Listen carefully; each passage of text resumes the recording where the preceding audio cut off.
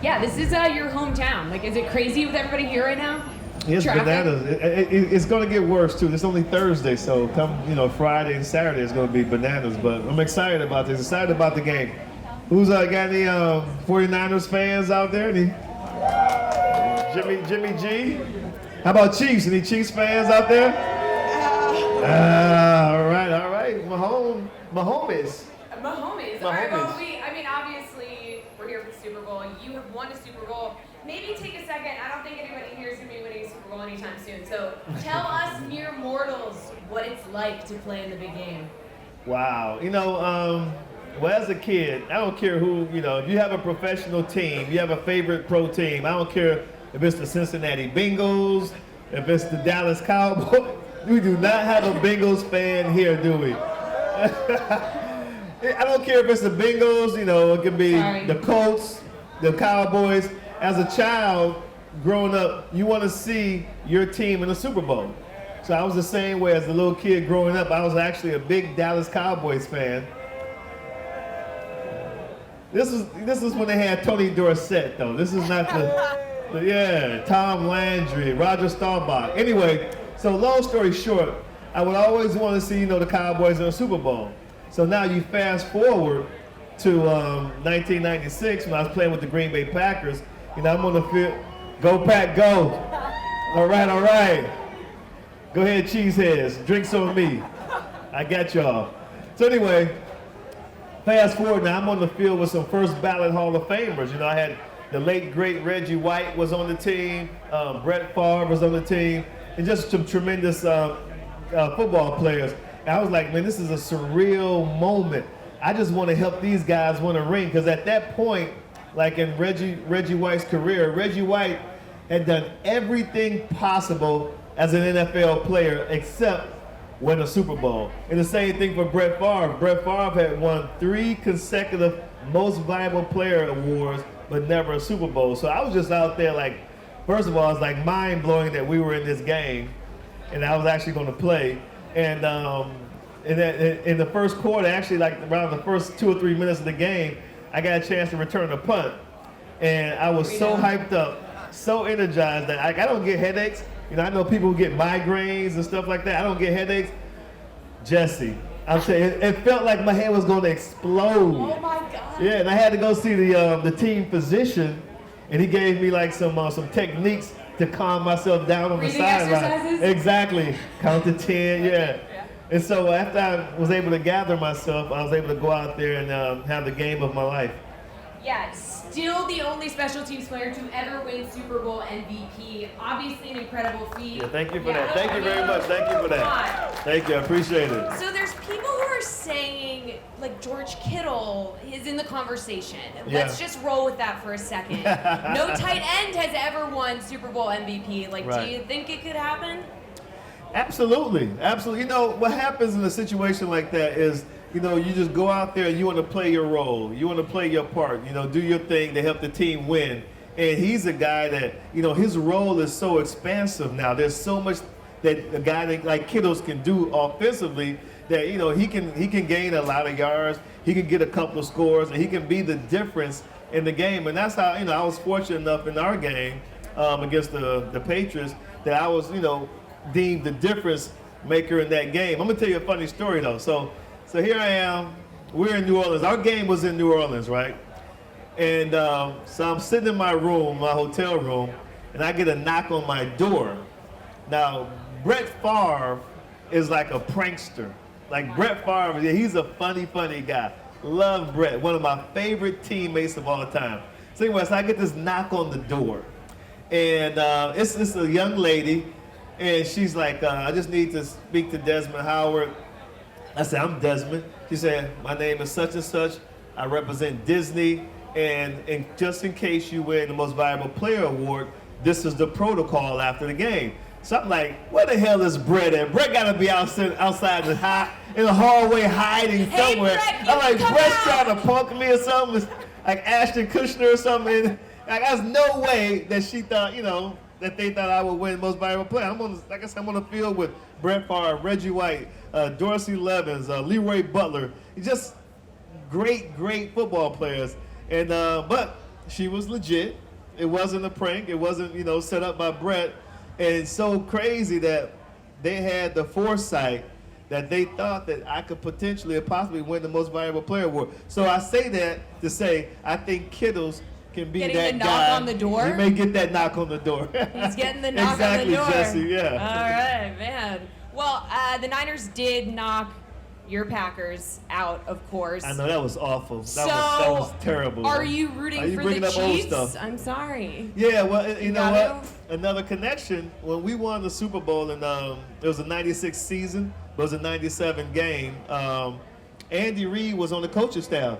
Yeah, Kansas City's head coach, Andy Reid, was actually on the coaching staff with the Green Bay Packers. So Andy Reid is my guy. Oh man, he seems great. He's a great human being, tremendous coach, and he's going to hoist the Lombardi Trophy Sunday evening. Yeah. Is he going to celebrate that's my guy. In the Hawaiian print shirt in Miami and South Beach?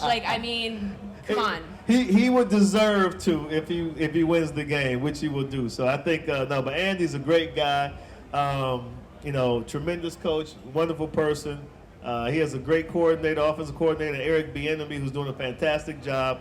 And they have a lot of weapons on offense, a lot of weapons. I know the 49ers got a very strong defense, but man, I tell you what, they have so many weapons.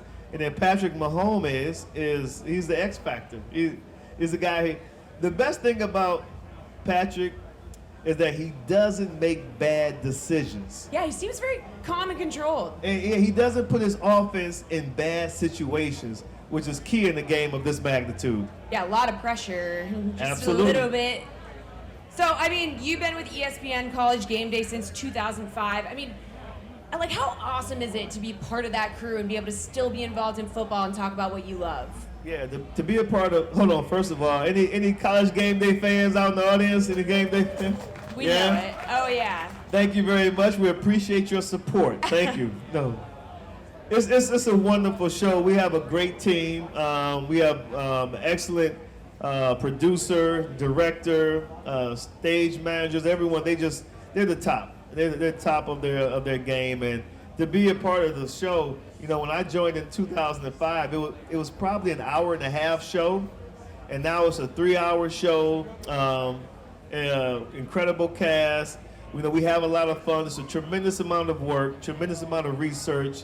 But at the end of the day, when the lights come on and the cameras are on us, we just try to have fun. Just try to enjoy ourselves and try to give the audience what they want. You know what I mean? Yeah. You certainly do that. Well, you follow the college game very closely, obviously. So maybe give us a guy who could be entering the draft, who could be like a fantasy play, who could be like a stud that could come out of this draft class. Wow. Let me see. That's a good question. DraftKings. Come on, you gotta think about. That's a good that people aren't aware of. I don't know how high J.K. Dobbins is on the running back list. I think he can be a stud, because I think he's not the fastest guy. I like Clyde Edwards-Helaire, the running back at LSU, because he's a do-it-all guy. He's not going to blow you away with his 40 time, but he has attributes that other guys, to me, that they don't possess.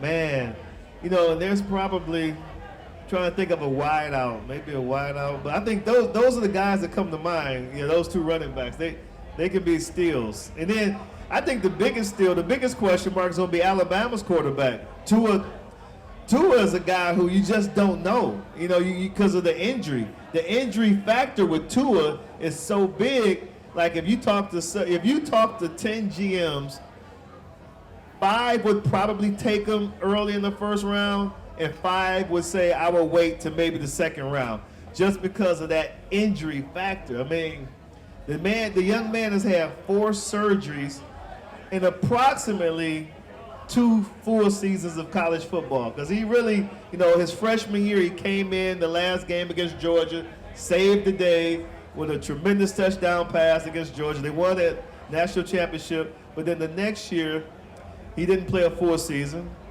because he had the ankle surgery, had a bad game against Georgia in the SEC championship game, and Jalen Hurts came in and saved the day, if you guys remember that.